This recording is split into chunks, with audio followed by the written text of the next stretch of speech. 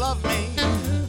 Come on, kiss me by the stars that shine above me. Oh, Marie, ouais, Marie, quando sono ci perse per te. Oh, honey, it ain't funny. I need your money. Oh, Marie. Oh, that's Jimmy Sapienza. Let's hear it for him. Oh, he's with those guys in Studio A. I wish I was over there, but I'm Chris Fenimore, and I'm here in the kitchen as you normally see me. And we're having a great time, but we're planning a very big night. That's the theme of today's program. Many of you have seen the Stanley Tucci movie, where Stanley Tucci and his brother have a small restaurant, and they're trying to make a go of it, and they're not doing so well, and for a variety of reasons. And they think that Louis Prima is going to come to their restaurant, and that's going to make them famous, and so they make this incredible meal. And the first time that I saw this movie, I thought, I have to have that meal. I have to have the timpano. I have to have the roast pork. I have to have all of those, the tricolor risotto. And then after a while, I thought, nah, I don't have to have that meal. I want to make that meal. So we're going to make that meal tonight, and we're going to let you have a chance to have that meal at a very special big night. And our partner in all of this is I want to call him Segundo. It's Tony D'Imperio. Pleasure. So nice to have you. Nice to meet you. Pleasure. Tony D'Imperio from D'Imperio's restaurant in Monroeville, so you're our partner in making this big night happen. And the premise of it is that it's a feast. And so we're gonna have a feast, recreate it for people, and we're gonna give you the information about how you can get the opportunity to go to this dinner. But I want to start. I always like to start actually cooking. We'll talk about the dinner a little bit later. But you have one of your cooks here with you, Josh Smith. Nice to see you here, Josh. Meet you, sir. Thank you. Josh and I were working in the kitchen yesterday, so we haven't just met, whatever. And Tony, it was funny because Tony sent me a message, and he said, 13 years later, we're finally doing this. Because 13 years ago, when I first saw the movie, we were talking, and I was talking about these different dishes, and Tony, you said, oh, we make that, we make it, we can do this, we can do this. Yeah. So here we are, we're going to do it, and we're going to start out with, like so many great Italian meals, and we're going to start out with some antipasto. Okay, so you're gonna chef is gonna move in here, an antipasta is that kind of flavorful beginning, and you have all different kinds of antipasti. Tremendous variety, lots of different things can be used to make a variety of antipasti, plural, antipasto, singular. This particular one is just going to be a tomato salsa bruschetta to start with, and in addition to that, we have some items that were already sliced: prosciutto, salami soppressata, roasted peppers, and an imported provolone cheese. A nice thing to do with the prosciutto is also to roll it on these grissini breadsticks. Yeah. This is a traditional antipasto that I have two sisters who still live in Italy, and every time I go back to visit them, we still do this. So while everything is new, the old stuff still comes back and is still preferred by many people. Yeah. I in particular am that way with all the new dishes that are available to us. I'm still a spaghetti and salad man, and I could eat it every day. Well, Josh, we're going to get started here to make this flavorful tomato topping for the bruschetta. And so we have some tomatoes. You can start slicing them down, dicing those. And what I'm going to do is to work a little bit of this garlic, so that what good would it be without some garlic in it? And I'll just watch. By the way, the town fathers of Wilkins Township have me signed an agreement that in all of our talk about D'Imperio's restaurant, we are located in Wilkins, which is 1 mile west of Monroeville. Scusi, it's one of those things when they'll raise my taxes when you're from out of town, and you don't make these fine distinctions. But I know that there is a great sense of pride in Wilkins Township, so yes, that's where Tony's restaurant is, and how long have you been there, Tony? We actually moved there in 1982 from another location which was in Monroeville, and have been there ever since. And it's It's a type of location that's part shopping center.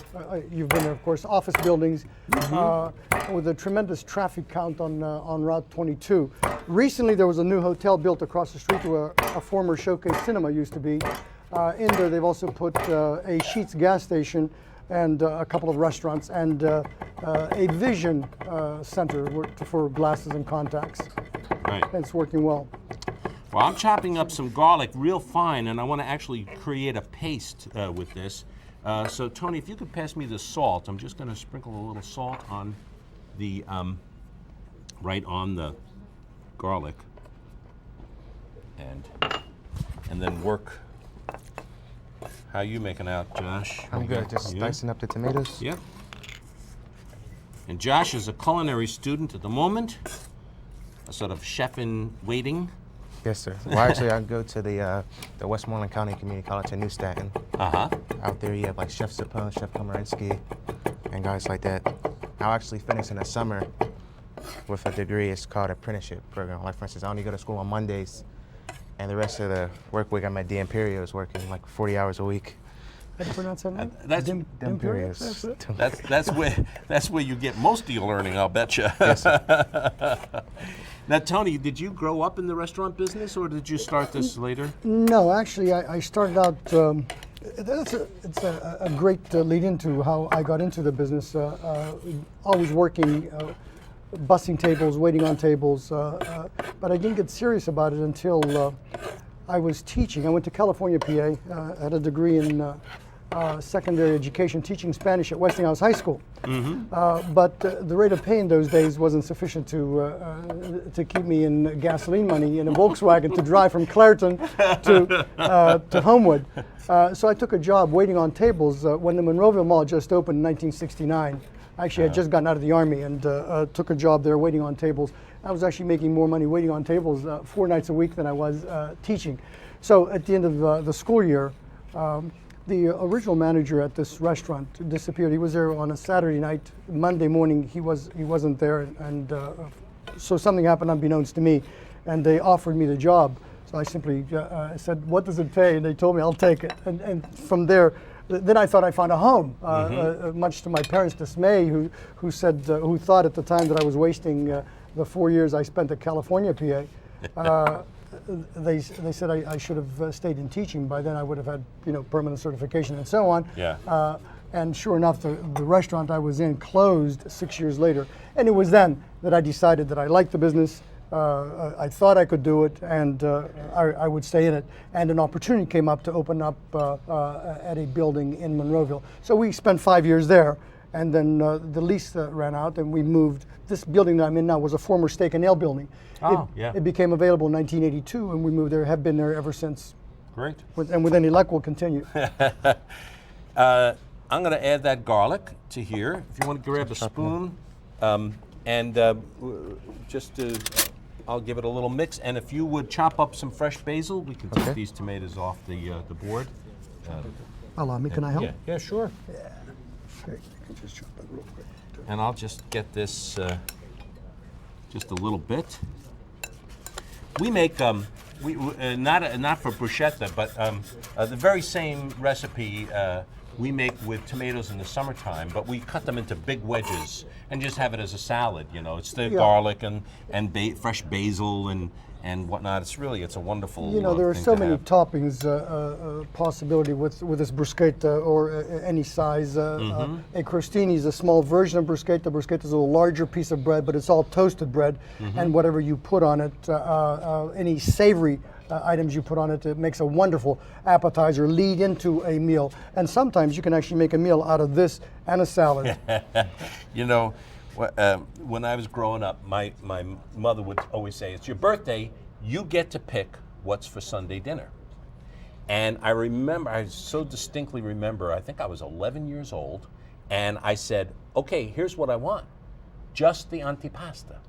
I don't want to have to think that I got to save room or whatever. I just want the antipasta." So she said, "Okay," and that's what we did. And we just had little salads and olives and the prosciutto and cheeses and bread, and I was in heaven. I thought that was the greatest thing. And so you could talk me into just doing antipasta as a meal.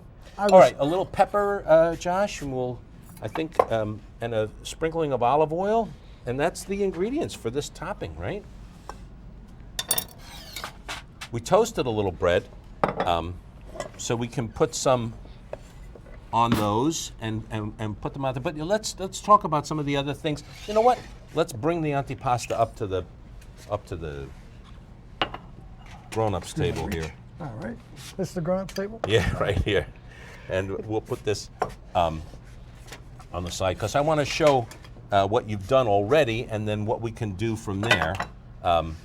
This is a roasted red pepper salad, I guess, with a little bit of garlic in there, right? Just plain roasted peppers with olive oil, garlic, and parsley.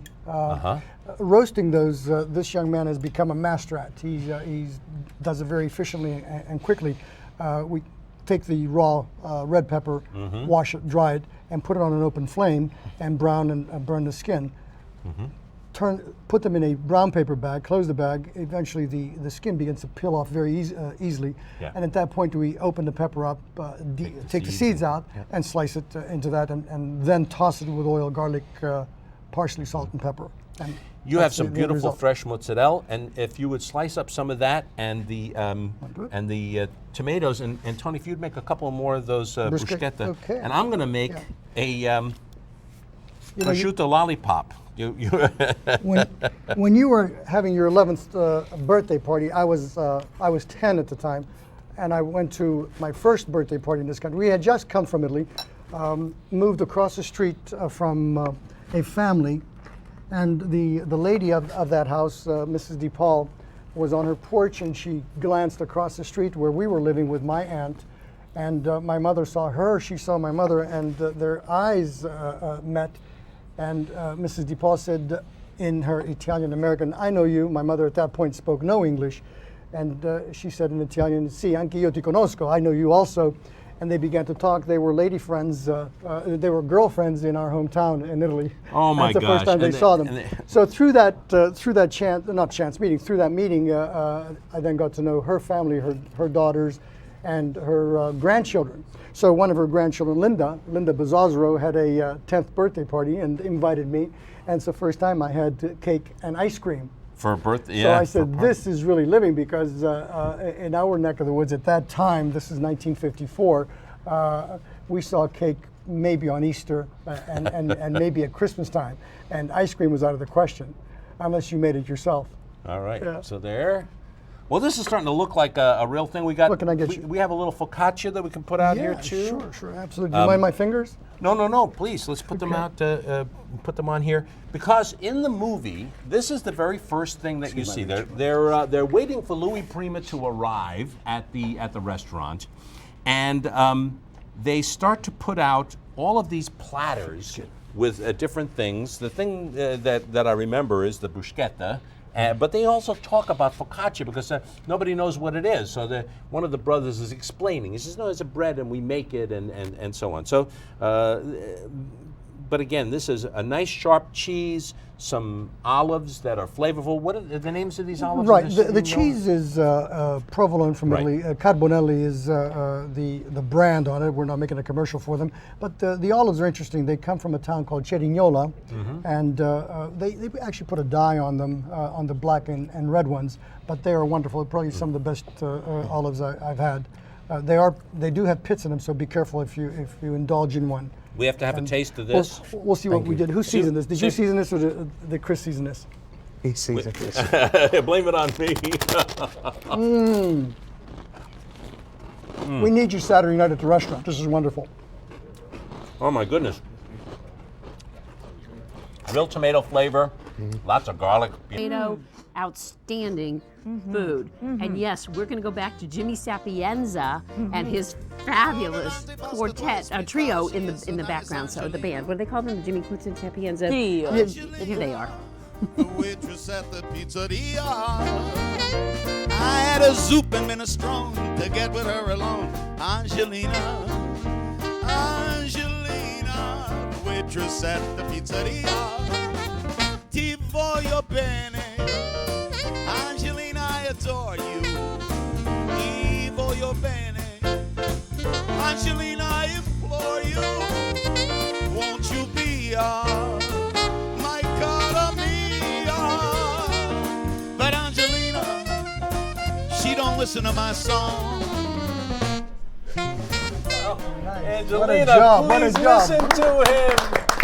Oh, that's Jimmy Sapienza doing a terrific job leading us in and out of these cooking segments. My name is Chris Fenimore. I'm here with Tony D'Imperio from D'Imperio's restaurant, and with Josh Smith, who's helping us out cooking. He's one of the cooks at D'Imperio's restaurant, and we are working our way through the big night meal. And the big night meal, we started with an antipasto, but then shortly after that, during the movie, they serve a very simple chicken soup. And all you can hear are the clicking of the spoons on the plate. And the slurping. And the slurping and people going, oh, because that broth is so rich and flavorful. So when we were talking about the menu for our big night, Tony, you said we decided have a dish that you make. Right. We in making this chicken broth and the wet crepes, an abruzzese dish, if we can give a commercial to those, that all the immigrant Italians are familiar with. So after making the stock, we actually pour it on top of pre-made crepes. So the crepes are made, rolled, seasoned with some parsley and cheese, rolled and cut and put on the bottom of a plate. And then the soup is poured on top of it. Part of the fanfare, the showmanship for that particular dish, but it's wonderful. The combination of the crepes and the double consomme are just wonderful, and a great lead into a multi-course meal. Let's show folks how to make these crepes. They're delicate and they're delicious, but they're not that difficult. No, so let's, Josh, if you would just put this all together for us. Well, at the restaurant we'll call it 1, 2, 3. It's one, very two, simple. Three? Okay. Do start out with 1 cup of flour. All right. Oh, I should mention to folks that one of the things that we're going to do is that if you call in and become a member around this show, we're going to send you all of the recipes for the dishes that we're making here on the show. So you'll be able to recreate your own big night. Okay. And then what are you going to put in there? Milk. Tony will pour it while I whisk it to Okay. get the butter. To make it smoother, huh? likes to get me involved here. Can't see anybody loafing. Well, I know a restaurant kitchen is a busy, busy place. Yeah, it sure is, and noisy and crowded. Mm-hmm. And when there are no orders to be prepared, to cook to order, the mantra there is, if you have time to lean, as you've seen me do most of this morning, leaning on your kitchen counter, you have time to clean. I love that. Yeah, doesn't always work. One more, we're good? Okay, so there's the 2 cups of milk with starting out with a cup of flour. Mm-hmm. Want a pinch of salt in there at all? Okay, and then how many eggs would you like? 3. 3, okay. One of the things in the movie that I love the most is the last scene of that movie. It's 5 minutes long at the end of the movie.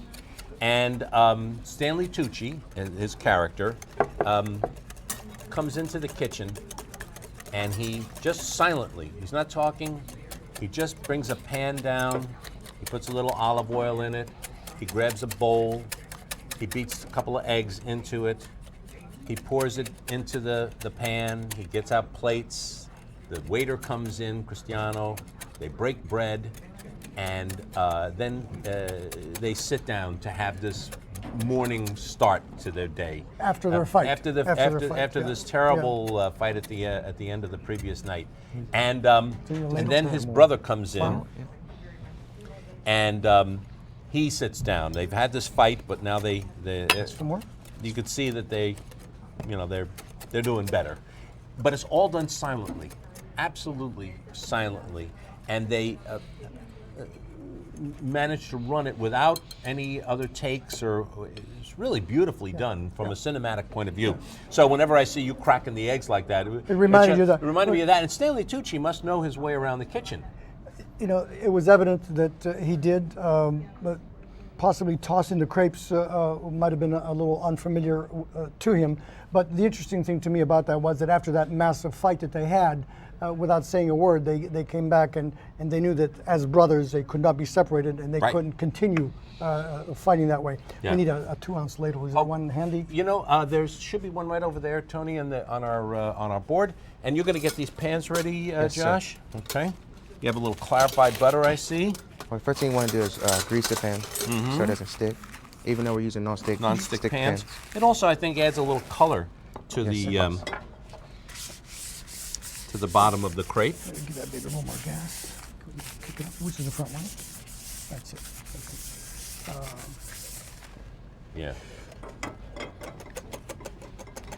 Now, normally, would you let that Rest for a while? Not necessarily. No, there's absolutely no reason to that I'm aware of. You know, to do it. We just immediately start making the crepes with it. Okay. And Josh is going to wing it now with that larger ladle with a 2-ounce. We're used to putting. You know exactly how much. Whole 2 ounce in yeah, there. I have a ladle at home that I use for making manicotti, and I'm really used to that. You just want to make a nice circle around the edges. Great. Want to start the second one? Yeah, You sure. okay to start it? We got a lot of cooks here. We can handle 2 crepes. There you go. So the idea is to kind of twist and turn the pan to move the batter around so that it cooks evenly. And once the bottom is browned, in about a minute or so, we'll take it and flip it over and make another, and cook the other side the same way, and then continue the process until the batter is done. Oh, you got that one? I Okay. think that one's smaller. That one might be better. Use that. We got that going. And if you're, as my mother would say, lucky with the crepes, you'll get the first one. We always used to ruin the first one because we didn't have non-stick pans. You know? There you go. Yeah, We'll have to eat this one ourselves because it broke. Whoa, they're very delicate. Yeah, maybe we could make them a little thicker. Yeah. Well, that's okay. Actually, you know, yeah, let's run a couple more. Couple more? Okay, you're on, Maestro. Okay. You guys were working, so you actually have some that you made at the restaurant and brought, so we have them here. There's a dish over there of those. Let me grab these over for you. It's very dangerous working this way. I'm going to burn you. Okay. These are probably running a little hot Give me a shot over pans. there. Yeah. Okay.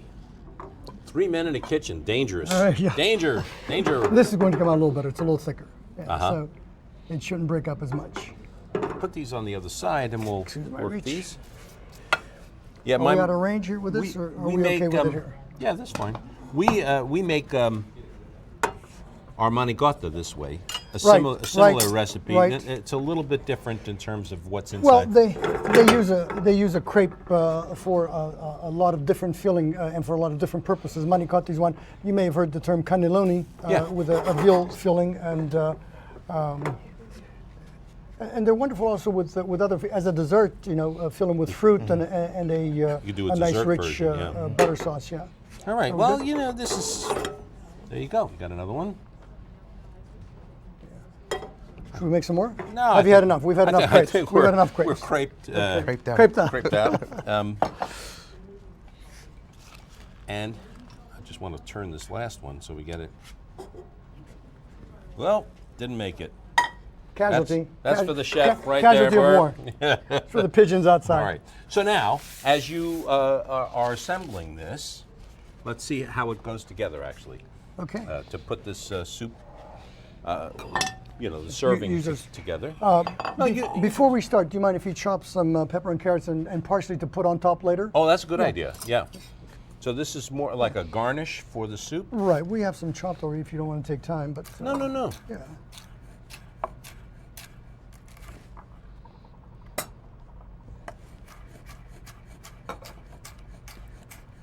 Get some little fine Yeah, dice. a little finer dice. Yeah.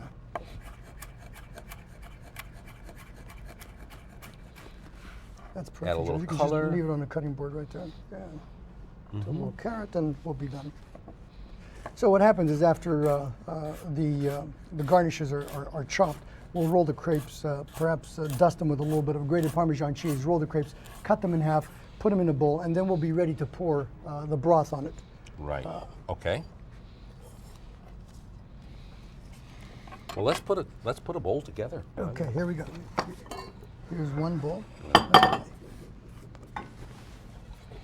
We'll just roll it, and then cut it in half, and we'll just roll it. All right. Yeah, there's something. Oh, you're using the ones we made. Good. Is that right? Good. Oh yeah. Sure. Nice and hot. Cut it in half first. We'll put all three in there. Normally we would only put 3 pieces in there, but we'll put all 3. Put all the cuttings toward the inside. Sure. So that they're uniform. Bam. That looks great. That looks great. It's and this is something that you normally serve at the restaurant? No, or no, we've done it this for is banquets, special? we've done it for parties, but I thought it would be a nice addition to the simple consomme here, and just show how quick and easy the crepes are. And of course, we're using them here as a soup course. You know, we've talked about using them as a main course, but then also as dessert, adding a little butter to it and brandy for a crepe dessert. Let me try this so I see what this is. Oh, they're not hard to handle at all once they've cooled down. Yeah, they're wonderful, and they're great eating this way. You know, almost like a pretzel. In fact, we have to double our batter whenever we make them because half of it is consumed in the process. That's it. Yeah. Finish chopping these babies, then we'll sprinkle some. So for color, we would add, if you place them in there kind of uniformly, maybe a little lower, so that once we put the broth on top, they reheat.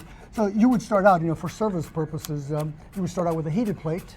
Right. And then the crepes sprinkled with this garnish. Okay. And then a little chopped parsley, it's already been chopped. For color, and carrot. And once the carrots go in, at this point, this particular plate would be placed in front of a guest. Right. And someone else would come along and pour the broth over it. Okay. I'm going to let you do that, Tony. All right. Perfect. Super. That looks great. It's great tasting. So, we give it kind of a little bit of a flare. I don't want to do it here because I'm afraid we'll splash, but we kind of lift the pot up to give it a drizzle. A little height, yeah. A little drizzle, yeah, and that's it. So there's our wet crepes, the crespelle in busta, as they make in Abruzzo, Italy, and then a little extra cheese on top, and it's a great, great soup. Wow. Well, I have to have a taste of one of those crespelles here. Would you like a fork or a spoon? The spoon is good. I'm going to work this, and oh yeah. Are we orphans here? We're not allowed? Oh yes. No. I just want to taste the crepe. You have the dish? Okay. Wonderful. Oh my. Who made the broth? The broth is delicious. Oh my goodness. The crepes are soft and can we give it an like they did in the movie? All this clinking and clanking. Thank you, Josh, for showing us how to put that together. Tony, this Bruno is Cutrula loves this. Bruno and his granddaughter, Isabella, who come to the restaurant, they absolutely love this. Pastina, goodbye. I'm making these things from now on. I'm going to make crespelles. You call them wet crepes. Bagnato is the Italian word for wet, but in our dialect, our region, that no one speaks anymore, but the recipes are still written, crespelle in busse. It's an apostrophe, M-B-U-S-S-E. Don't ask me how they derived that from the word bagnato. Like, have you heard the word scopa is broom, but in our dialect we call it graniera. And I never knew why, but I thought, thinking about it, why would they call it graniera? Maybe because it's made from wheat shafts, and when you use it to sweep on hard floors, it makes that grating sound, graniera. But every region has a different name for the same object. Different object. Well, we've got a name for a big night, and we've got to have a big night that you can join us at. And here's how you can get your seat reserved. Everywhere I go, people know the part that I'm playing. Paid for every dance, selling each romance, every night another heart betraying. And there'll come a day when youth will pass away, and what would they say about me? When the end comes, I know they'll say just the gigolos. Life goes on without me. I'm just a gigolo, and everywhere I go, the people know the part that I'm playing. I paid for every dance, selling every romance, every night another heart betrayed. And there'll come a day, and youth will pass away. What do they say about me? When the end comes, I know this is just a gigolo, as life goes on without me, 'cause I ain't got nobody. I said nobody cares. Oh, Jimmy Sapienza, what a terrific job. Jimmy's going to be with us for the big night. We're going to have a lot of fun. Sing and dance. But Jimmy on key, off tune, doesn't matter. He has performed at your restaurant many times. Yeah, many times. Okay, so I never pay him, but many times. But they eat good. I'll bet you that's right. They eat good. Well, one of the things that fascinated me in the movie was risotto, and that certainly is a part of the meal that they served. They served a 3-colored risotto, but actually earlier in the movie, there's this whole thing about whether or not they should serve risotto in the restaurant because it's time-consuming. It's a little delicate, you know, and it certainly is not in my tradition because I come from Sicily. Risotto doesn't exist, you know, on the island. We just don't eat it, but I love it. From a business standpoint, at the restaurant scene, the point was that it's too time-consuming, takes too much time, you can't charge enough, and maybe people don't appreciate it. Right. In the same vein as it is other places. Right. So evidently you don't trust us to do that because you chose to do the risotto yourself. But we'll help. We'll watch and we'll learn. But I'll tell you what, Josh, if you would go to the fridge and get me some butter, because that's the one thing that we always finish the risotto with some nice butter and a little cheese. But to start it, this recipe starts like 100,000 Italian recipes. You have to put a little bit of olive oil in a pan, in a pot, which I'm going to do here, just a little bit. Accurately measured. Accurately is exactly 1 mouthful of olive oil. And then I'm going to finely chop an onion, put some flavor in the bottom of the pan while that oil heats up. What portion butter would you like to cut? We'll just cut it as we go. Okay. But you could cut off like maybe 2 pieces about 1/8 of a pound each. You know, let it. It's going to go into hot risotto, so it'll melt. But it melts even better when it's cut. So, okay. So for this recipe, I'm actually using a smaller yellow onion. Usually, I use the sweeter onions in a lot of my cooking. You know that. And, but I'm going to put that in here and stir that around. Get one of my spatulas. Have one? And stir that around. And just sweat that a little bit until the onion starts to wilt and be a little bit soft. And, Chris, the other day, a patron of ours came in, ordered the risotto. We have it as an appetizer on the menu called arancini. It's a rice ball, rice croquette with different stuffings. Currently, we're using a beef ragu. However, she said to me, because it takes a long time for us to prepare, she said that she was going to send me a recipe from another food writer that does not require constant stirring, where you put the ingredients together in a casserole dish, pop it in the oven, pull it out 20 minutes later, and the risotto is done, and then it's finished with at the last minute with a touch of butter or maybe some additional stock and some additional wine. So I'm curious to see how that turns out, because that could be a great time saver, labor saver. Make a big difference. Sure. Yeah. All right, the next step when you're building a risotto, and I sort of think of a risotto as sort of building up from the bottom of a hot pan. So first is the oil, then there's the onions sit on top of that, and then you have to get the right rice. You can't use Uncle Ben's, it's got to be arborio rice, carnaroli rice or arborio. It's a very short grain, starchy rice. And that's what makes it risotto, and instead of rice casserole. Yeah, right. I love you can make a rice casserole, but it won't perform properly because it doesn't have the proper starch. And you want to toast those just the way you started the onion. And it's a little hard to see, but the rice gets a little bit translucent around the edges, but it stays opaque white in the middle, and that's when you know that it's and it begins to absorb all the ingredients that you're adding to it. Right.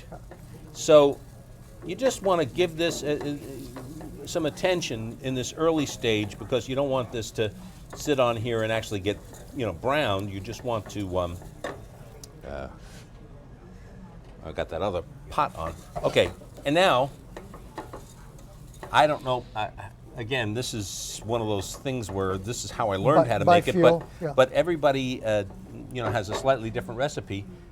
I use some white wine, and I put that in, and Josh, you're in school, so you know all these terms, but and you cook it au sec, meaning until it's dry. Okay.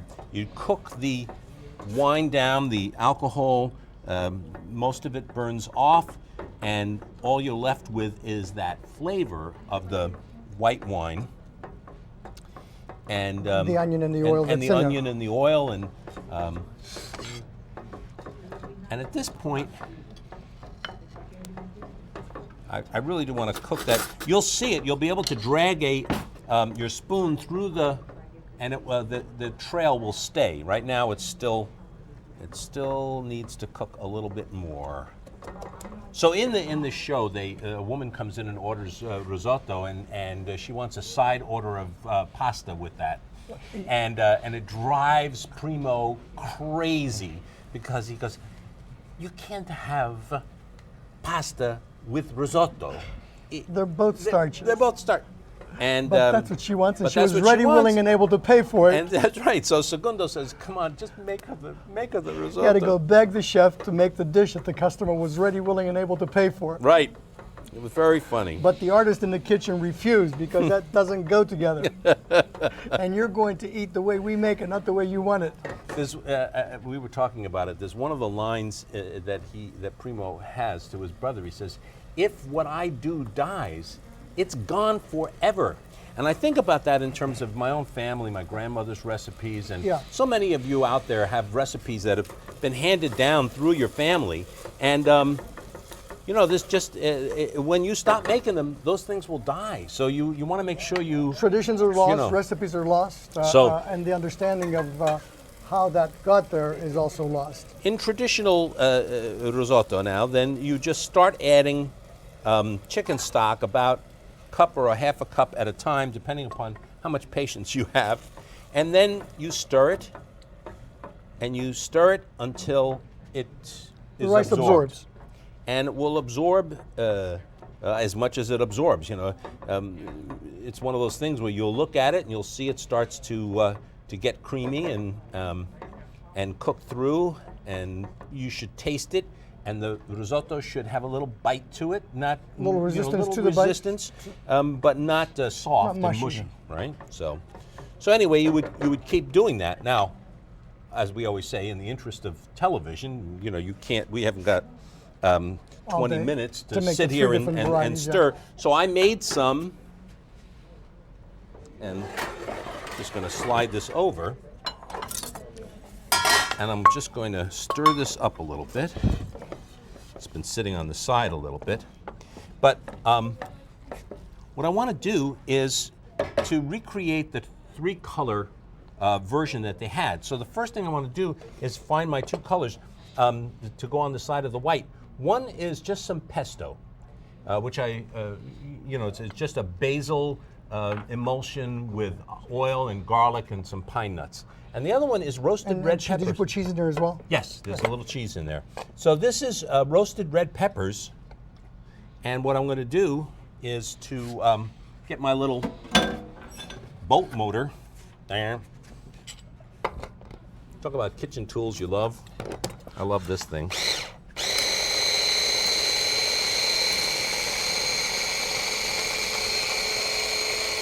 And as they say in that old Italian expression, Bob's your uncle. You have a puree of roasted red peppers that you can now, we're going to integrate that into some of the, I'm just going to put that in there. And Tony, if you would get me those 2 bowls before we start this. And I'm going to portion out some of this in here. This you can make this the one of you could do red and one of you could do green. And we'll mix these together.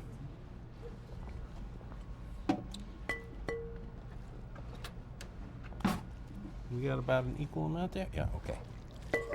And while you're doing that, I'm going to do the final touch on here, which is some grated cheese and butter. So I'm going to grab behind you, get my butter. Sorry. all right. Sleeping. I'm fired. All right, I'm going to put that in there and some grated cheese. Sure. And you can put your butter in yours. More if you need it. My son always says you cannot have too much cheese, and I believe him. And at the end, making the risotto, you just want to really beat this butter and cheese into the final product, and it brings out the creaminess of the risotto, which is what everybody enjoys so much. How you doing over there? Everybody got? Waiting for the butter to melt, and it's working great. The aroma's magnificent. It is. So oh boy. This is the recipe that you baked in the oven. You didn't actually make this on top of the stove. You baked this in the oven, or did you make it from I made it on top of the stove? Oh yeah. Okay, because I was curious how that particular one was going to work out, but this is working out great. The aroma is wonderful. The consistency is great. All right. Did you put your cheese in yet? Couple more minutes to. Okay, you got your cheese in. I'm going to put this. Now I'm going to start with the white one? The white one in the center, because this is the way that they served it in the movie. It was so. And Pascal says, I want all of them. He didn't want to have one or the other. He wanted to have all 3 flavors, because they are a little different, you know. The crew is going, yes, we will have the different flavors. Okay, so now if you would put the you can actually go on one side and I'll take the other. And you do the other. And there's a little bit left in here for the chef. I'll let you do yours. Do you want another spatula? Yeah. This is easier to work, chef. I'll take a spoon. Just work that down and pull it alongside. Oh yeah. It looks great. I don't know if they were trying to duplicate or replicate the colors of the Italian flag with those 3 colors. I don't even know if that's worth mentioning. But that was probably it. Yeah.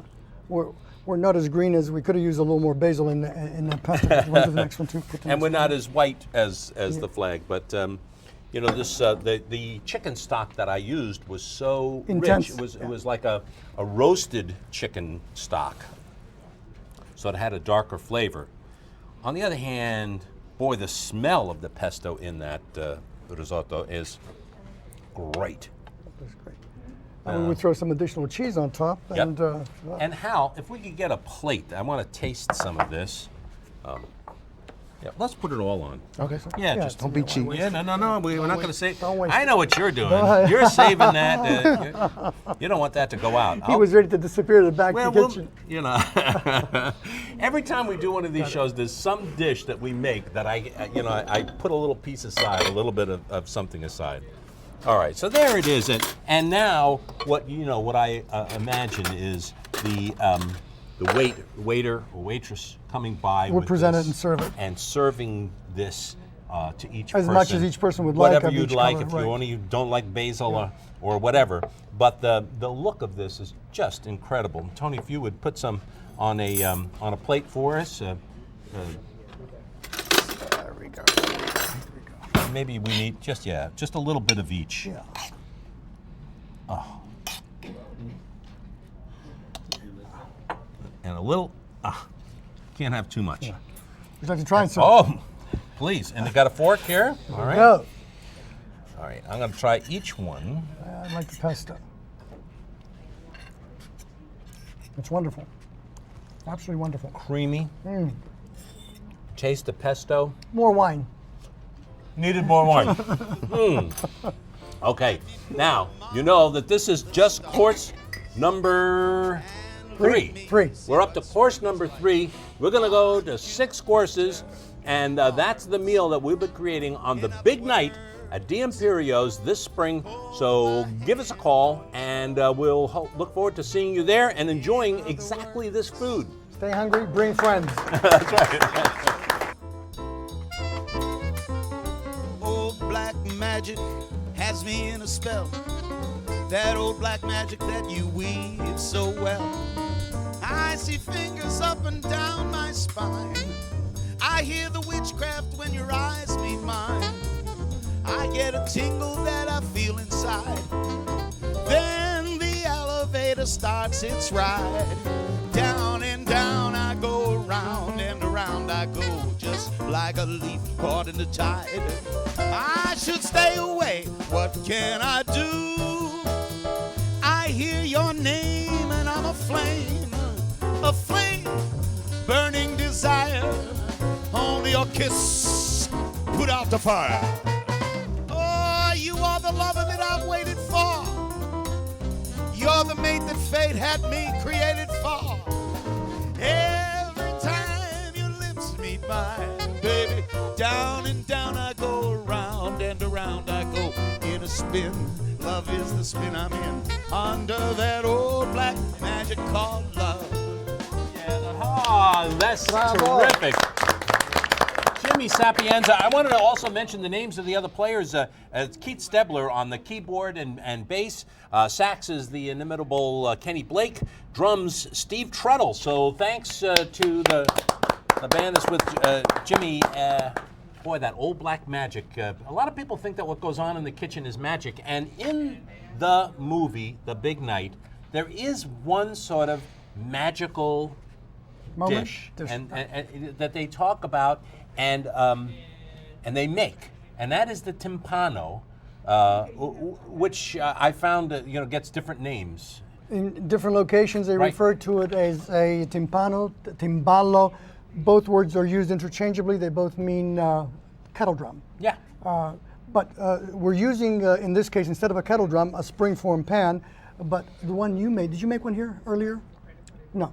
It was the one they made in the movie. They used an actually solid pan, but instead of this pasta dough that we're presenting today, they actually used a flour and egg dough, kind of like a lasagna, and they rolled it out. This one particularly has flour, egg, baking soda, salt, and butter.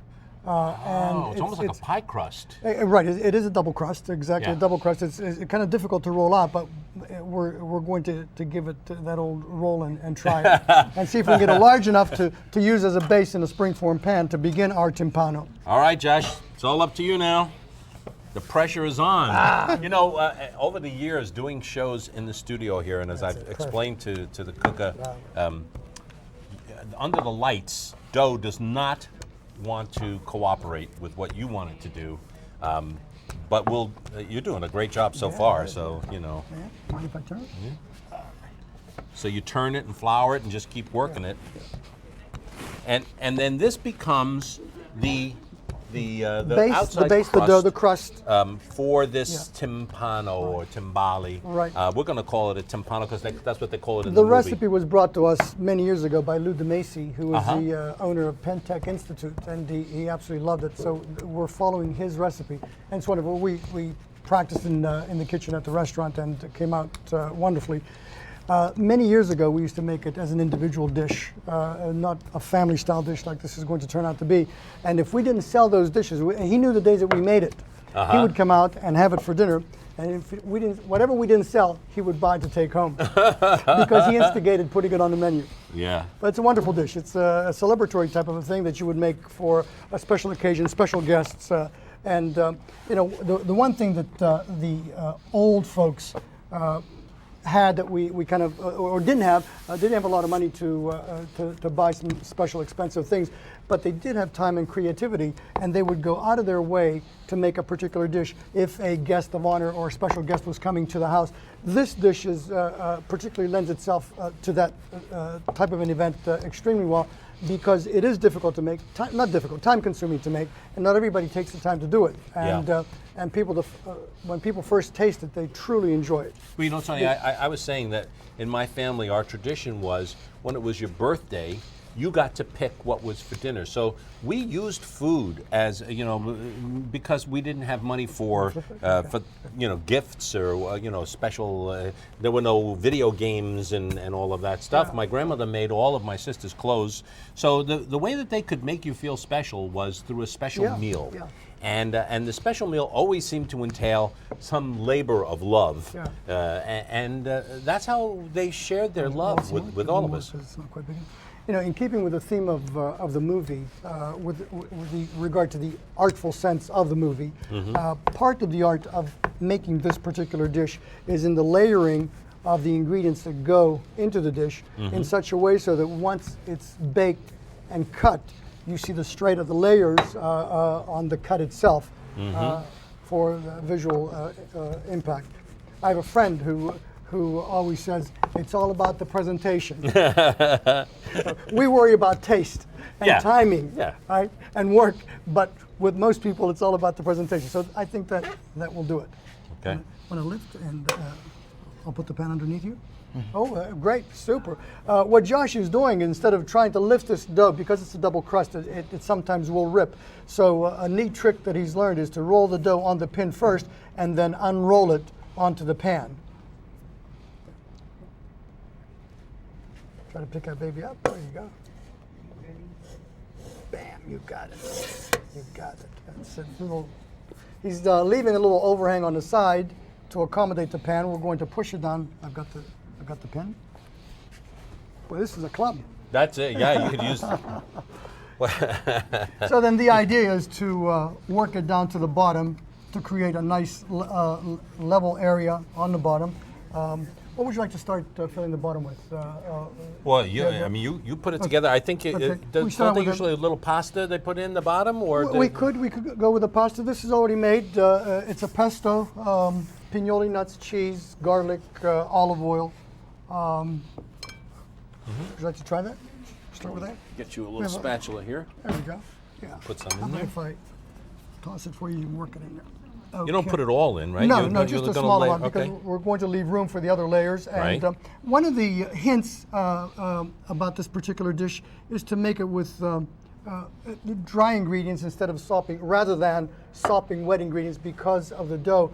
It won't absorb it all in the baking process, and it would ooze out at the bottom. So that's why we're using these tight items. I think if we go next, with this, with the meatballs, and maybe don't put as much sauce in there. Would you like a spoon? We have a spoon to work with. Here we go. Here's one. Pretty soon, Tony, you'll be able to come in and work on all our shows. I'm ready. Because I'm ready. You know where everything is. I think that's good. That's good, right? Leave room for the risotto. What do you think? Maybe another little layer, complete the layer all the way around. On top, at the restaurant, on top of this, we I think inside the timpano it's already made, we have a couple more fill in the holes. We put some hard-boiled eggs on there. It has a great look. But sausage is another thing that works really well with the dish, so that when you cut it, you get that circular look from the sausage and the egg. It's okay, use the same spoon. What do you think? All right. And the beauty of it is, once we put the top on, pinch it, and bake it, the beauty of it is that the flavors meld and blend together. So when you pull it out of the oven and cut it, the aroma is just out of this world. The only additional thing that we do to it then, after we cut it, is to add a little sauce to it. Put it all in there to fill those holes in. The dough itself is, oh, thank you, sir. Very good. How about if I finish that, you start rolling out the top? What do you think? Does that make sense? Yep. Yeah. Good job. Because again, the dough is, in these lighting conditions, it's a little bit challenging. Just use plenty of flour. Although you probably wouldn't use as much flour in the restaurant, would you? Oh no, we would. Yeah, sure. Yeah? Yeah, okay. to keep it from sticking. And if you had different flavors that you wanted, you could change this recipe You know, up, right? I think in researching the recipes on this particular dish, I found that Marcella Hazan, for example, uses eggplant to make Whoa. it. She slices the eggplant, pan fries it, drains it on towels, layers the eggplant, kind of like we did with the crepes. Yeah. And someone else actually made it with the crepes. So they started making 8 or 10-inch crepes. They layer the crepes one on the bottom, and then they fan the rest out. Fill it with whatever ingredients they had and fold it over. But the eggplant one was great for vegans, vegetarians, with mushroom filling, artichokes, peppers, yeah, which is wonderful. Now this looks kind of dry, and we specifically learned to make it this way because by adding too much sauce to it, it never dries out. So when you go to cut it, actually the bottom part of the cake does not cook. Right. It stays wet like a sponge, and then you can't cut it and serve a piece of it. Logistics. Right. You ready? Okay. I'll come over there. No more. You're going to put more pasta on there, or that's it? We can, if you like, another I layer. didn't know if you wanted to fill it up. Yeah, I was worried about the time. I don't know if we're taking too much time. It's smart. You're absolutely right. Great observation to fill it to the top. Another item that goes really well and helps you in absorbing the ingredients is grated cheese. At this point, do you mind if I put a little layer in Yeah, there? let's put some. Yeah. We're actually going to bake this. Well, that flavor will just go all through right, that. Right, exactly. Right.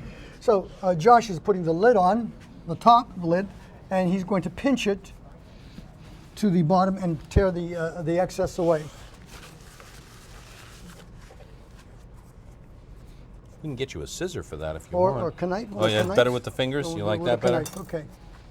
So many chefs. He's a hands-on guy. Yeah, well, you know that's what I find is that cooks like to use these tools, the ones right at the end of your arms, and they're always reaching in there, making their dough or measuring things in the palm of their hand. Did your grandmother measure stuff in the palm of her hand, little things? You know, salt. they never measured anything, and the minute you thought you asked an intelligent question about how much. They treated you like you were the biggest idiot in the world. And then you asked them, for example, this is going to go in the oven. Well, how long should I leave it in there, Mom? Until it's done. Until it's done. Stupid. Boy, did I get that. Well, we got enough dough here to make a little tiny timpano over here. This is great dough. I love the feel of this. This is really rich. Well, because it's got butter in it. That's why. Right, it's not like pasta dough. Right. It really. Got your little egg wash on top. Okay, there you go. Do you have a brush? I have this brush. Brush. Now, what Josh is going to do now for the effect, the look, he's going to put a little egg wash on top, which will render it golden. Halfway through the baking process, we should put a little aluminum foil on it so that the egg wash itself doesn't get too dark. Okay. Before the rest of it cooks. I would imagine that this is really dense, and so it needs to cook for some long time. A good hour. Okay. A good hour at 350. Ah, okay. Oh boy. All right. Well, so there it is. It goes in the oven. Pop that baby in the oven. Some things I like to do is like some of it you can make a nice design on top, so really quick.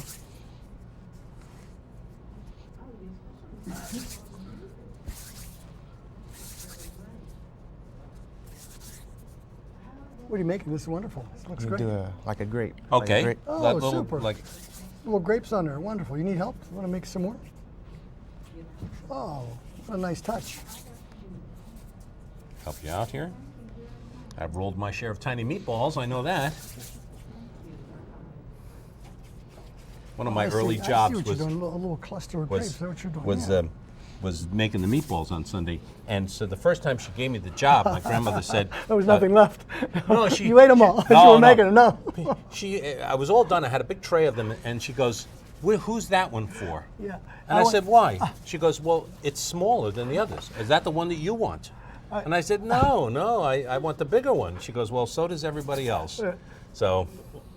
I wasn't allowed to make meatballs after the first time because most of them went in my stomach before they went. Oh, you were eating them?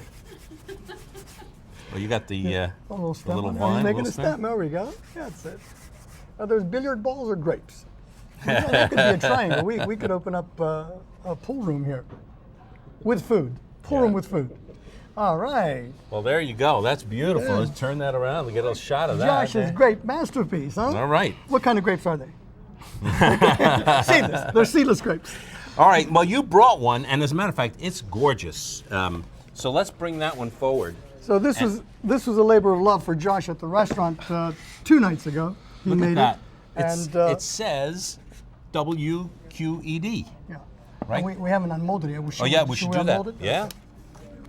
And it didn't stick, as you said, because of the butter in there. In fact, even the bottom, so that we can cut it, comes off nicely. There we go. Yeah. And Yeah, right on there. you notice what they did in the movie. And I had never done that before, but I saw in the movie where the chef actually tested it. The Yeah, timpano to get the sound out of it. But I don't know what I'm listening for. I've done it to watermelons, but I've never done it to timpano. But it sounds good, and I think it'll taste good. Yeah. All right. Let's plate up some of this. See if we got Okay. we got the layers showing here. Are you ready with the sauce? Yeah, I got the sauce. Okay, we'll leave it right there. Cut that baby. We'll go here. Should I put it a little bit on the bottom of the plate? I think it's Or- correct. Yeah, that's good. That's good. Yeah. Perfect. You don't mind if I use my hand, right? No. That's Because the dough is so crusty, and it's a double crust, a serrated knife is best to cut it with. And caution, the first time you have a tendency to go down on it, it would just crush the dough. Right, So, so you the wanna- first go, we'll see how it reacts, and we won't cut the letters, huh? We'll save that. Save it. See how it reacts. We'll just This thing is not going to make it- last no, through the next no. hour. Anyway, you know. it's cutting quite nicely. And then one more time so that you get through the bottom, and then make it as wide as you want, or according to the audience you have to feed. I think I'll just have a small piece. I think at the restaurant we would probably do this size portion, but even this size portion is going to be too much. Anything smaller than this might be difficult, especially for the first cut, to lift out. Well, But- good luck, Tony. Well, you know what? This will be mine if we end up crumbling the point. But it's not too bad. So there's the risotto, the egg, the meatballs, and the pesto sauce, and then maybe a little more sauce on top, and then yeah. There you go, and some cheese, and $5.95. Anyone? $5.95. We're selling pieces here right in the studio. No, listen, this is, to me, this is sort of the centerpiece of this incredible big night dinner. It's a dinner that you'll have a chance not just to watch, but actually to participate in, because we're going to have it at Tony D'Imperio's restaurant in Wilkins Township. Thank you. And right on Route 22. It's easy to get to. There's all kinds of parking. It's easy to get in and out of the building. And we're going to have a ball. And you hear that music? That's Jimmy Sapienza. He's going to be there. But also Mr. Timpano is going to be there. So here's how you can get your seats reserved. Baby, it looks like it's gonna hail. Come on, baby, it looks like it's gonna hail. I want you to come inside, I wanna show you how to jive and well. Yeah, you gotta jump, jive it, and then you wail, jump, jive it, and then you wail, jump, jive it, and then you wail, jump, jive it, and then you wail. You gotta jump and jive, baby, you got to wail.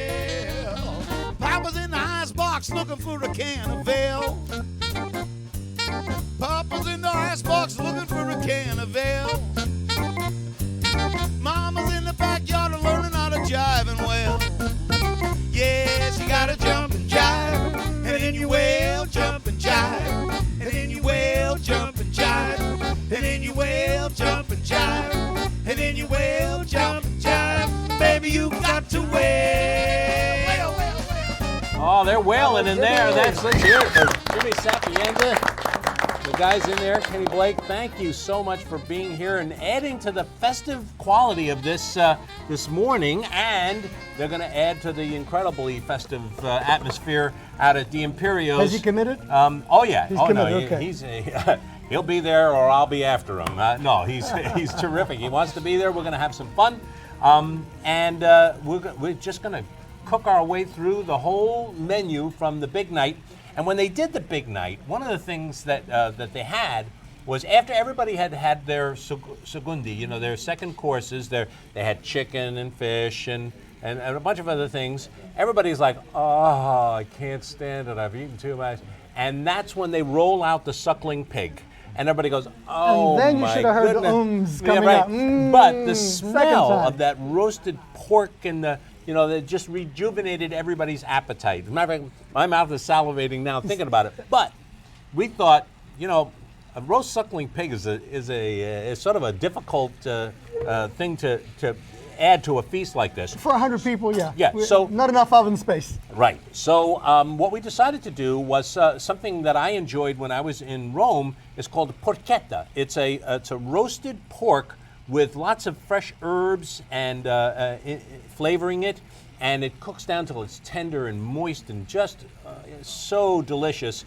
And it's a little bit easier to handle than It'll probably make a nicer appearance on the plate. Right. So I'm just adding. Can't stop cooking here. This is going to be a little side dish that we're going to have. So I just want to take that off the heat, and we'll start with making a sort of a pesto for the inside of this porchetta. And what I'm going to add are some fresh herbs. This is some basil. I'm just going to stem that and put this in there. And then you have the sage leaves. Sage goes so well with the flavors of pork. And you have that's some thyme, some fresh thyme. And this is rosemary.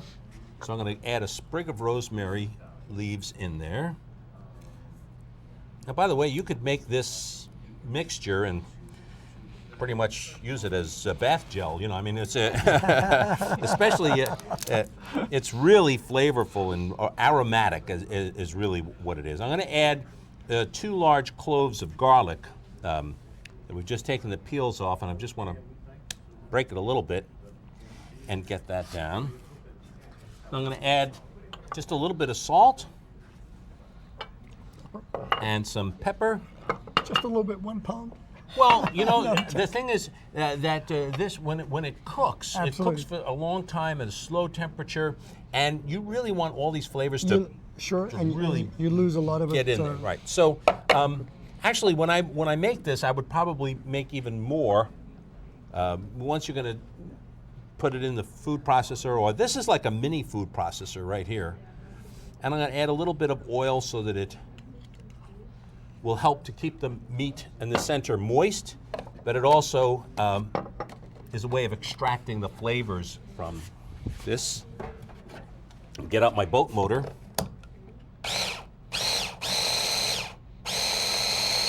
Now, if you don't like rosemary, don't put it in. If you don't like thyme, don't put it in. You could put fresh oregano leaves. But I encourage you to use fresh herbs as opposed to the dry herbs. And the reason it has a different consistency and it just a whole different flavor profile to it. Absolutely, no comparison in taste, I should say.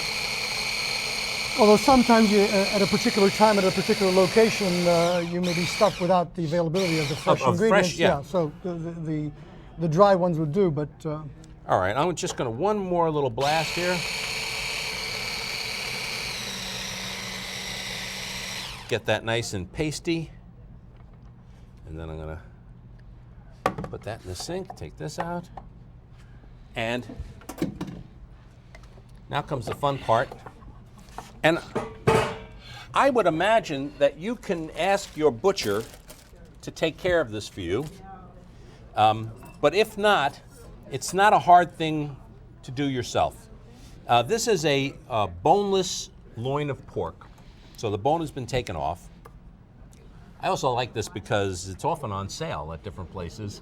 At certain times of the year, you can get this very reasonably. So even on sale, I think he has more money tied up in this meal than Stanley had in his movie. I heard that they made the movie for $25,000. Is that correct? That's what I read. Really? Right. Wow. So he was able to get all those actors and actresses and the musicians and whatever and the settings do it all, yeah. for $25,000. But I think he wrote and directed it himself and produced it.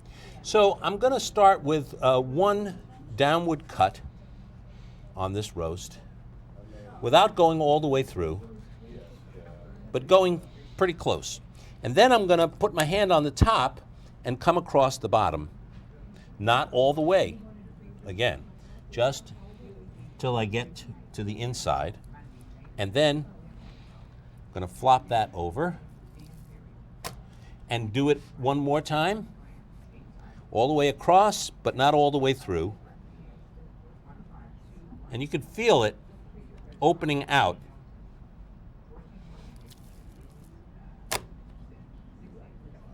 That sure looks great, Chris. One more. The color's wonderful. One more time, and then pull this down like that. Okay. So now we have a nice little pork blanket. I'm going to put a little bit more salt. And Josh, I'm going to ask you to spread that pesto all over this dish. Yeah, a little bit. And a little pepper. Why not? Okay. So now in that pesto, of course, we have, you know, the flavors of garlic and all of those great spices. The herbs, I should call them, not spices. So you're in a culinary program in Westmoreland at the community college. Yes. And obviously you've decided that you want to be in this business, preparing food for other people. Why do you want to do that? It's such hard work. Because he's a glutton for punishment, like all of us. Like all of us. I'm going to rinse my hands here. Now, so many times I ask young chefs what it is that inspires them to do it. And sometimes it's somebody who has inspired them, and sometimes it's I remember talking to one chef. He said, I wanted to become a cook because my mother was such a horrible cook that it was in self-defense that I started cooking for myself. I won't say who it is, but he's right here in town. So it's interesting. So is there somebody in your life who was like an inspiration in terms of cooking, or? I mean, there's a lot of people in my family that cooks, like starting with my grandmother. Like my grandfather used to always pick me up from school, and like I have a lot of cousins and like grandkids in my family. So each person would get off at 2 o'clock, 3 o'clock, and she would always be preparing a meal, but for each person, always hot. It's not like she would throw a meal in the refrigerator and then you would have to go get it. It would just be on the stove. So I would say starting with her. Yeah. All my aunts cook, my mother cooks. So I just come from a background of cooking, yeah. Do they still make grandmothers like that today? That's amazing, huh? Well, all right, so now I'm just going to roll this up so that all of those flavors are never far from the meat. And it's going to make a great presentation as well when we finally go to roast it. All right. So now it's like a pinwheel of pork. By the way, you could do this. You can do this with a sweet filling too, with prunes and apricots. Oh, it'd be wonderful. You know, make a paste of Cherries, that, or even a stuffing, whole a stuffing pieces. of Yeah, it. mhm. Yeah, And then stuff that in there. Same Go ahead, Josh, and you get started on this thing if you want to. And we were doing this the other day, and we were using the fisherman's knot, which is a way that you can do it if you don't have somebody there to put their finger on the twine. You got to do it one more time. So in other words, go underneath one more time, and then when you pull it, it stays. See, you don't need anybody. Okay, one more knot. Chef Zappone would be very proud of you. Yes, she would. And so if you're doing this at home, it's that the trick is this double knot. You just turn it over twice, and then when you go to pull it, and you do want to pull this pretty tight. You want to make sure that it doesn't unravel in the oven, and you also want to make sure that it pulls all of those herbs close to the meat. I see you're making it about 1.5 inches to 2 inches apart. Yeah, I like to actually have it pretty close together. You want to do the next one? It's all yours. And that sort of just keeps it all trussed up, and it'll cook better, more evenly than if it was to unravel and flay out.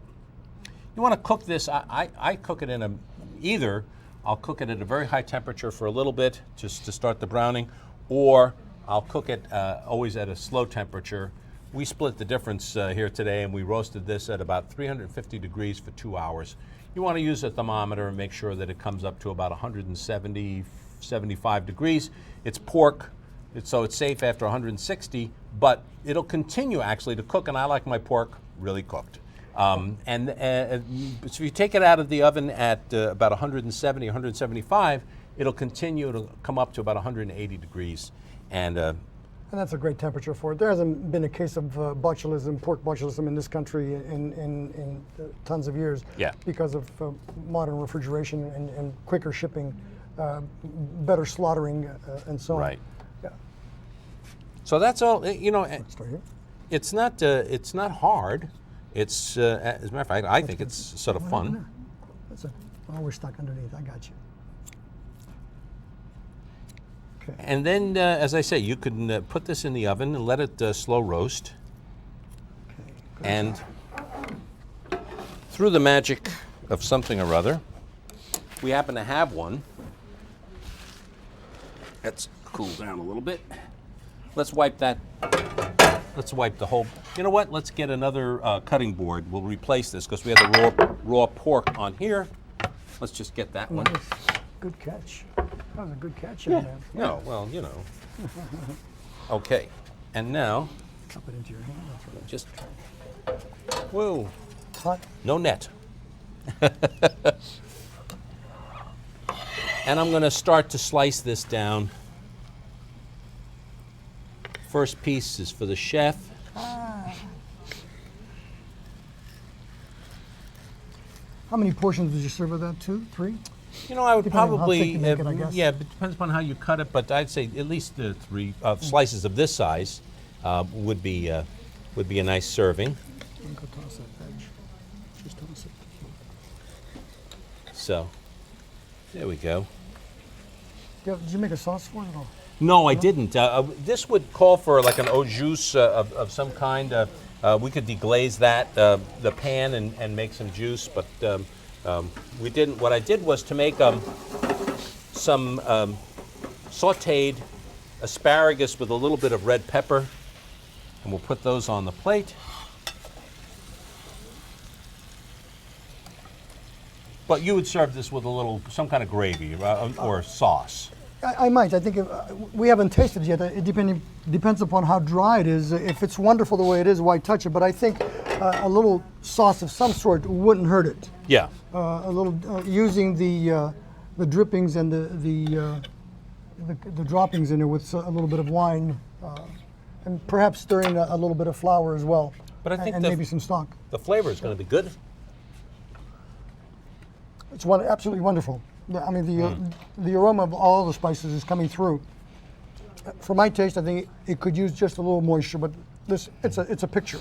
Yeah. It's a picture. Okay. So, and then I put a little potato croquettes. Potato croquettes, which are nothing more than some cheese and an egg put into roughly mashed potatoes. I roll them in a little bit of breadcrumbs. And these I baked actually for a little bit healthier approach to it. Not, this meal is not all about health, but you don't absorb all of that fat that you would if you pan fried them. Other than the dessert that we're getting to, I think so far it is a healthy meal depending upon the portion that you consume at the restaurant and how much wine goes with it. Yeah. But did you dip them in egg batter at all before you? No, just like that. Yeah. I see, because they had the egg in the potato, so that creates a little crust. It's a little crunchy on the outside. So this recipe is one of the ones that we're going to be pursuing for our big night dinner, and we want you to be with us. Ooh, I hear Jimmy Sapienza in the background. Now take a pinch of passion and a dash of romance, 2 sips of wine before the dance, a lovely setting and a swinging band, and now you've got the makings for something grand. Add one stolen glance and one blushing face, some soft candlelight and a warm embrace, 2 hearts that linger in a lover's land. And now you've got the makings for something grand. Whisper some soft and tender words that send a tingle to where the perfect blend of essential ingredients intermingle. Now pour in some sunshine and a little bit of rain, and something grand will happen time and time again. It is something I can't completely understand, but we've got the makings for something grand. Oh, Jimmy, you got the makings of something grand, and we do here too. Jimmy Sapienza is such a classic performer, and he goes from beautiful ballads to raucous Louis Prima stuff. He's so versatile. He doesn't change. It doesn't matter who's in the audience. He can be playing to an empty room. We've had occasions like that in February with 6 inches of snow outside, and he gets there. And he starts on time and quits on time, and he delivers that song like nobody else. Yeah, no, terrific. And Jimmy's going to be with us for our big night. This one more ingredient to make this in something grand. That's what we're doing. Now, what we're going to make now is something grand. It's not too many ingredients, but it's become something that captured the imagination of the American public. And I'm not even sure it was an Italian dish. No, it was right. Well, they didn't know what it was. We've always had it on the menu. The recipe comes from my sister, who still lives in Italy and used to have a bake shop. The shop is closed. She's retired, but this is her recipe. Very, very simple with the ingredients. But in the U.S., at our restaurant, we never sold as much until after the movie came out. And is it okay to mention another movie? Sure. Right. Sleepless in Seattle. So they were talking about tiramisu there, and the joke on the film was, is that some kind of an amorous position? The tiramisu. Right. And then after that, people began to ask for it, kind of like Pinot Noir became famous after Sideways, the movie Sideways. So we're going to make Big Night famous at the Imperial. It's already famous, but we're going to make a meal. We're going to resuscitate the meal. Terrific. All right, let's start putting this together. I notice we don't have our brandy, because there is a little bit of brandy. You put it in? Put it there. Okay. It already, yeah. All right. Yeah. Great.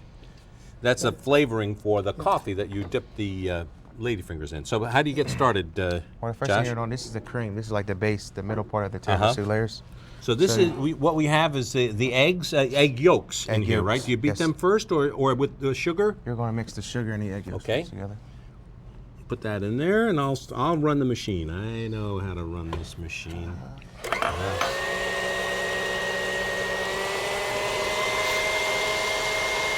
So you want to get that incorporated and nice and soft and ribbony, as they say. That's it. To ribbon. Beat it till it lightens up. That's it.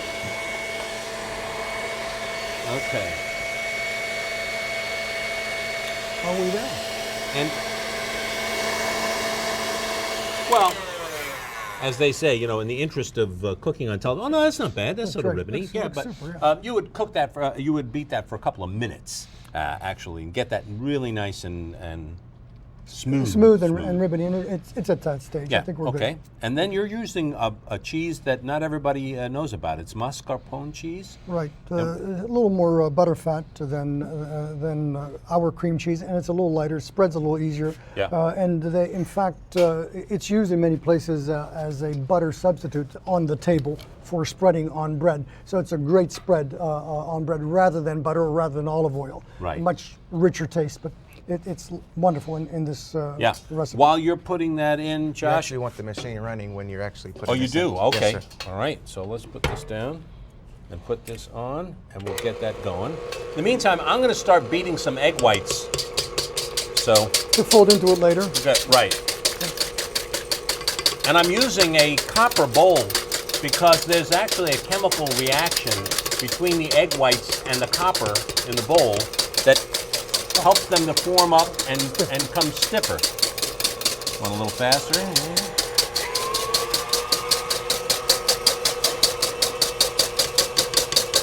All right. A lot of noise in the kitchen right now. So you say you actually do serve this at the restaurant on a normal day? How many molds would you say we go through a week on a regular week? 2, 3? 4, 3, 4. We make we refer to the portion that we make as a mold, and there's about 30 cuts. If we don't lose any in preparing it, none drop on the floor without the 30-second pickup or 3-second pickup. Okay, we're good.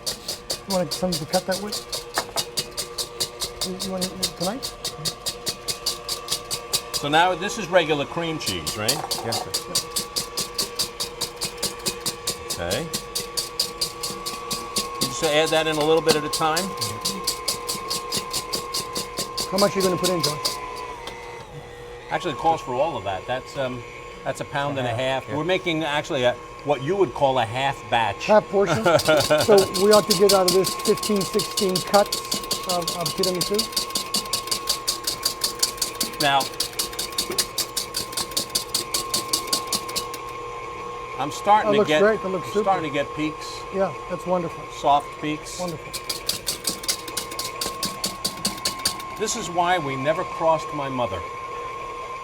Whatever she said, we did it. Because she'd been beating batters with this right arm of hers.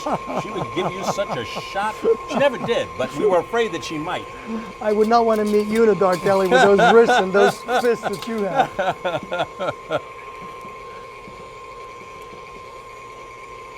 Oh, that looks good enough to put your face in right coming, there. It's coming, yeah. Now, do you flavor this at all? No, the flavoring is in the coffee itself, in the espresso and cognac, and that's the only. We do use some bitter chocolate on the bottom to make it easier to unmold and also to impart flavor. Yeah. And then likewise on top, we fold those two items together, put a first layer of savoiardi on the bottom after they're dipped in the coffee, layer them in like little soldiers, and then the cheese and mascarpone on top. Well, Josh, if you want to start layering, showing how to put the, we're going to put the chocolate in first, right, Tony? You can do that, yeah. And that's just a little microplane and some bitter or semi-sweet chocolate, and I like that better than using cocoa powder, which is a little bitter. So you just put a little sprinkling. That's it. It's not right. That's just enough to. Is it all right if I run this a little bit more? Sure. I think or do you think I should just fold it now? Yeah. You can fold it now. Okay. That looks good. Yeah. That looks good. Yeah. Oh yeah. All right. So the savoiardis are dipped quickly in espresso and layered. Want to start? Like little soldiers, one after the other. And we continue the process until you have a completed bottom layer, on top of which we'll spread the cream. We'll start a second layer of savoiardi, crossing them, and then another layer of sauce and another layer of savoiardi, some more dusting of bitter chocolate. We're done. We pop it in the refrigerator for about a half hour. To cool down. Let it set up. And then it's okay to serve. All right, now we gotta, I'll let you get that first layer in because what I need to do is to fold in these egg whites, right? Yes. That'll lighten this up. It won't fit the other way. Even if you crush it. That's good.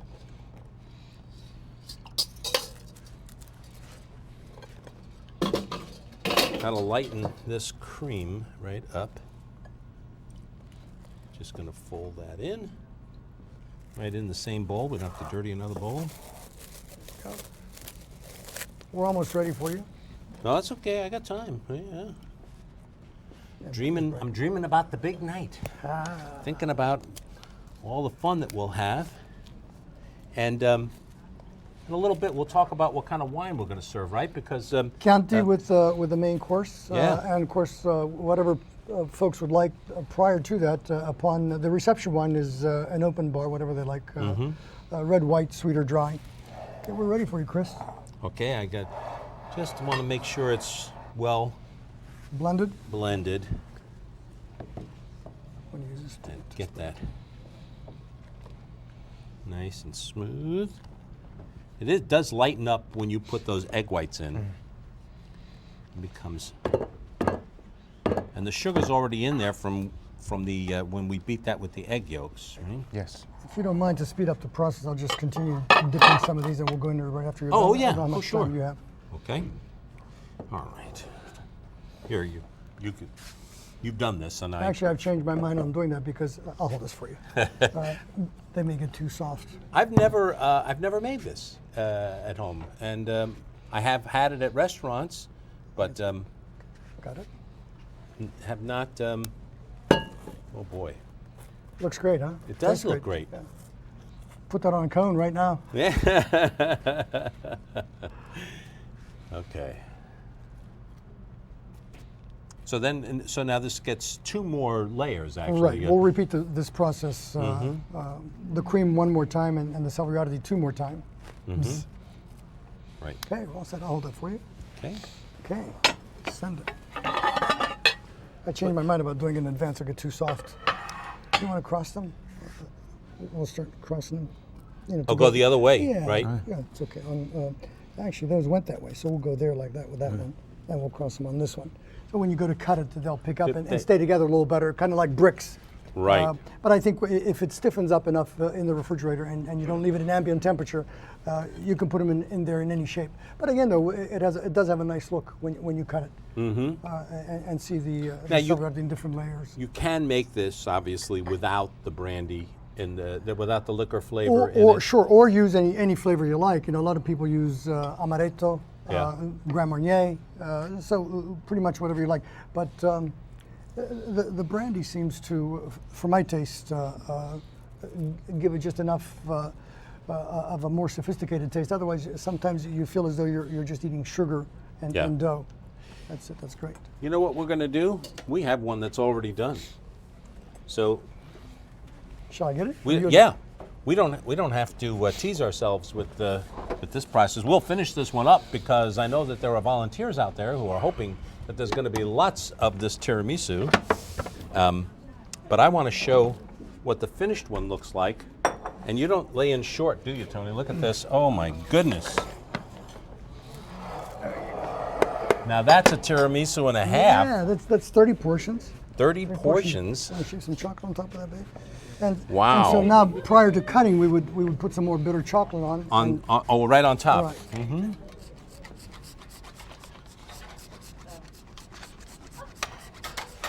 Wow. Just gilding the lily, as they say.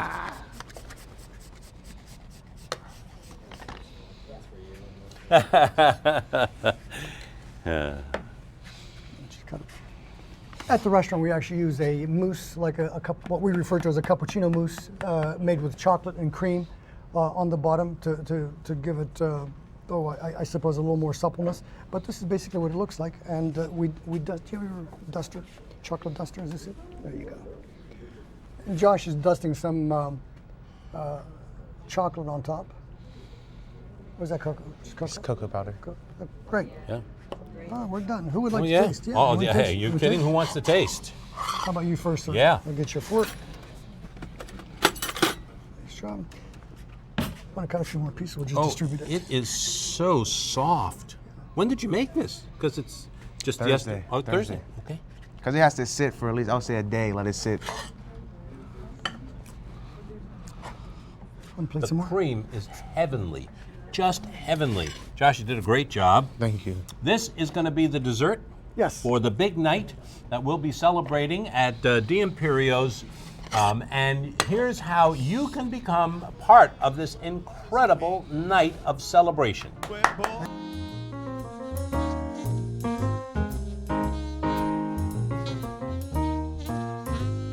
The summer wind came blowing in from across the sea, just to linger there, to touch your hair and walk with me. All summer long we sang our song and strolled the golden sand. Two sweethearts and a summer wind, just like painted kites, the days and the nights went flying by, and the world was new beneath that blue umbrella sky, and softer than a piper man, one day it called to you, and I lost you to a summer wind. The autumn winds and the winter he is so classy. And but you know, it's also, he makes me laugh whenever he does some of that Louis Prima stuff. But he's also got that whole repertoire of what I call the American standards. I think he just has so it. entertaining. He just has it. He's a natural, and he loves it. We're going to be singing along. We're going to be dancing. We're going to be having a good time. And if you remember in the movie, everybody came in, and actually what they did first was start drinking. And that wasn't just so that the food would taste good. Cue? That's your cue. So Tony and I were talking about what wines we would have available for this dinner that would accompany the various dishes that we made. Yeah, I think that we're going to serve, you know. And one of the wines that you noticed right from the show was that they had a Chianti on the table. I'm not certain, but it looked like an Antinori Chianti bottle that they had on the long dinner table. Mm-hmm. And this happens to be a Chianti, not Antinori. I think it'll be wonderful as a choice, but at the dinner, guests will have a choice of whatever type of wine they would normally drink prior to dinner, red or white, sweet or dry. I think a Vernaccia di San Gimignano would be a wonderful starter wine. Now, what is that like? Vernaccia is very unique. One, it's the oldest known Italian white wine grape and was written about by Ovid, and coincidentally happens to have been Michelangelo's favorite wine. Oh, well, so it's been around a while. It's been around a while. We haven't had it that long, but we'll get the new vintage of it. So that'll be the wine that we're going to offer with the antipasto. Well, I got to have a piece of this incredible provolone. Yeah. This is a treat that we used to give my dad the round ball. You know, what do they call those? It's provolone, but it bocce. The bocce, right? The bocce. It looks like a bocce ball, and that would be his Christmas present. We would save up and go up to 11th Avenue and get one for him, and that would be his Christmas present. Tied with a string. Mm-hmm. Yeah. Cashcavallo is another one made from mare's milk. Cashcavallo. Mm-hmm. Yeah. Is it good? Beautiful. It's tasty. Yeah, nice and salty and smoky. Does it need some wine to follow it? I think it just needs. First, it needs a piece of salami. This is soppressata you have here. Yes. Okay. Yes. I have a little special thing here. You do? That's right. Jimmy Sapienza and his 5 guys named Mo said for every pair of tickets, ready? He's going to throw in a special CD. Whoa. How about that? You mean Jimmy. Yes. For everybody who a pair of tickets. To go to the dinner, you get a CD. All right. Well, how about that? So we'll just add that along with the delicious wine, and you have delicious music. Heck of a deal. I know, it's great. great. Thank you, Jimmy. We really appreciate it. I want to taste this. Boy, that's Italy right there. Magnificent. No problem. Yeah, that's so nice with this. I actually like that with the antipasto because it's got a little acidity to it, and it stays in your mouth. It's got a big mouthfeel. Yeah. Our wine Good professional, finish. Mal Klein, our wine professional who does a wine dinner at our restaurant, this is not a commercial, but he refers to it as the Italian funk. The Italian funk is in the wine. He says it endearingly, and it's wonderful. It's a great combination. Yeah. So we'll serve, I thought with the risotto and the porchetta also we'll offer another white, maybe a Riesling, and the Chianti with the timpano, and the porchetta also goes well. Right. So we'll have an antipasta. That was the first thing that we did, and it'll have some combination of things. But what we made they're all gone. Everybody ate them already. The bruschetta. The bruschetta. But it'll be very identical, very similar to this. Only we'll have the roasted peppers on the toast, called bruschetta. Yeah. And the prosciutto and grissini, fresh mozzarella and olives, salami and soppressata. Subject to change to your approval, but I think I think that's a great start. You know me, as I said, I would. You like it all. Put me at that table and don't take it away. You know, I just want to stay there with the antipasti. More wine, please. Another little glass of wine and a piece of bread, and it'll be just right. Then the second course that we're going to do is the soup, the crespelle imbusa, wet crepes. Wet crepes, and that is I don't want to say it's a palate cleanser, but after the strong flavors of the olives and salami and comes and across all that as garlic, a very delicate, very comes, sophisticated taste. So you get that pure flavor of chicken and the soft crepes with the grated cheese in it. I have to make this maybe tomorrow. And the mouthfeel. The mouthfeel is wonderful. Yeah. You know, it's like you're eating soup. It's a soup course, but the mouthfeel with the crepe in it is just wonderful. It's like, can we go back to 16 and our first serious kiss? Maybe that's where the term imbusa comes from. Could be. It was a wet kiss. It was a wet kiss. No, this is such a comfort food that I know that my son would go crazy for this. So I'm literally planning on making this. 1, 2, 3, I'll make it. We're going to include all of the recipes for the things that we prepared today to come along with your tickets to the dinner. So everybody who calls in a pledge will get the recipes of the 6 dishes that we prepared today. So don't worry about that. Did I write that down or whatever? Just call in, make your pledge, and we'll send you those recipes along with it. Then the next course is the risotto. And I would love to do the tricolor because I think it's such an impressive presentation. If people say, I'm not crazy about risotto, they have to try this. I'll be happy to do whatever you say, but we have to have your staff to help. We don't have this army at D'Imperio's restaurant. Or I should say the luxury of this army at D'Imperio's restaurant. Yeah. You guys are a great help. Thank you very much. When you came into the studio yesterday, it was empty. We were just in here cooking, and it was fine. You told me how many people you were going to have here. I didn't believe you. I said, Tony, tomorrow you're not going to believe it because there's all camera people and floor managers and kitchen helpers and he said about 20. I counted 40. So it's a little bit hectic here, but yes, we'll be glad to bring our risotto team out to your place. It's a deal. It's a classic dish, and again, so we're following one comfort food with the next in having this, and then to me, the kind of star of the show is the timpano. The timpano that you made, it came so beautiful, so perfect. I was really worried about it, and as they do in the movie, because when they is it ready? Is it not ready? You don't know until you cut into it. It's a mystery, and the mystery got solved in a beautiful way here with your timpano and with WQED written on the top. Josh, did Josh do these? Josh did this from start to finish. Oh, boy. And it was this our third try, Josh? Would you say? Our third try. Our third try came out right. Yeah, well, it's just beautiful. The difficulty is that people are going to be asking you to make this at the restaurant now all the time. But I think with advance notice, we're happy to do it. Sometimes in operating a restaurant for economic reasons, you do certain things a certain way. Yeah. So you always disappoint somebody. I'm at an Italian restaurant and I can't, as in the movie, I can't get meatballs or I can't get lasagna. So we say, well, we made it yesterday. Well, I'm here today. Well, we can't make it to order that quickly. So our truthful way out is to say, call us and we'll call us in advance. Give us at least 2 days notice, and we're happy to provide you with whatever you might like, provided that A, we have the ingredients, and B, we do know the dish and we can make it, and we'll price it accordingly.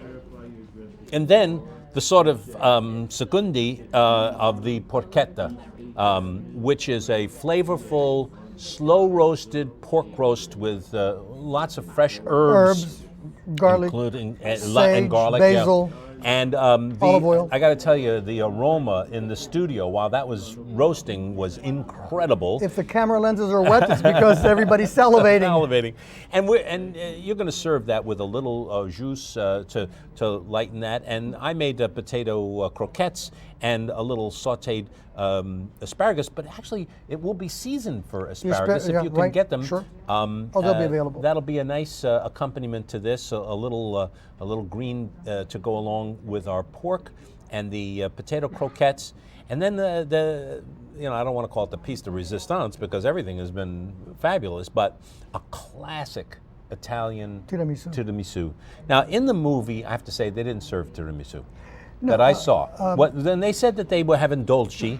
All they had were like amaretto biscuits and did I see grapes? Did I see fruit? They had fruit and nuts. They had, you know, like we used to have the nutcracker and so on. But I felt that we couldn't really have this meal without just a dynamite dessert. A nice cup of coffee or espresso to follow. Exactly. So that's what we came up with. And your version is light as a feather, just creamy with great flavors. This is a tiramisu that you won't soon forget. So if the crespels and bossa is a wet kiss, I have no idea what you would call the tiramisu. A mushy kiss. It'll be a mushy kiss. So those are the things that we're going to be preparing at this special meal. But mostly it's a chance for us to be together, to share together, and to have a good time in the support of something that we all feel is important here, and that is public television. Tony, thank you for your support. We're going to give you a few more chances to call in, but first we want to go back to Jimmy Sapienza and have him play us a couple of notes. And I want to go in there and see them. Here's to many to lots of big nights at D'Imperio's. Thank you, Chris. Big I appreciate nights. it. All right. Okay, cheers. Salute.